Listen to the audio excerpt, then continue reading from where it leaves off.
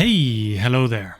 In this video we're gonna go over some very clever solutions that some viewers had and they sent me in the comments.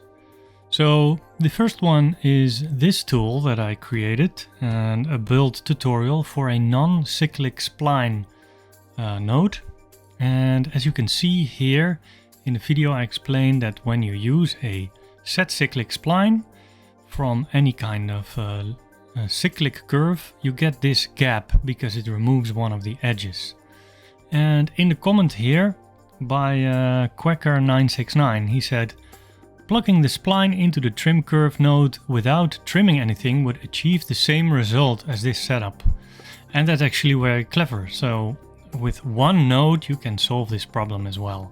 So if we go into it here, like this is the setup. You have a curve, circle and a trim curve, and if you don't trim anything, I do here a set position and a blur attribute to blur everything and to make a little gap so you can see where it's opened. But this is the same result as the whole setup that I did, so you can just solve it all with one node. So thanks a lot for that, it's very clever and yeah, very nice solution.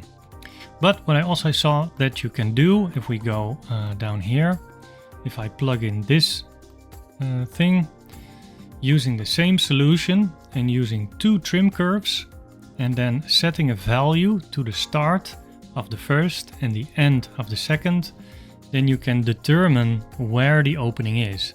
So I again here have a set position where I blur it a little bit.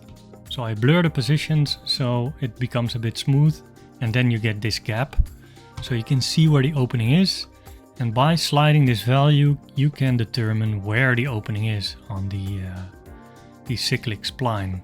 So here over the value of 1 it disappears because the factor goes from 0 to 1. So stay between 1 and 0, then you can determine where the opening is. So you can even use it in this way. So that's very clever and it's a very nice solution, and I hope this helps anyone who is working with cyclic and non-cyclic splines.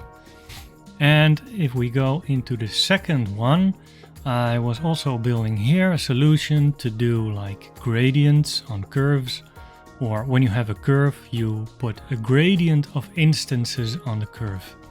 And I had this solution with an index and a divide node and a map range, and plugging it into the sample curve.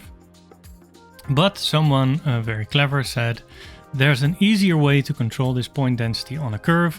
Use a spline parameter factor to sample the curve, then plug in the sampled position to reset the position of the curve.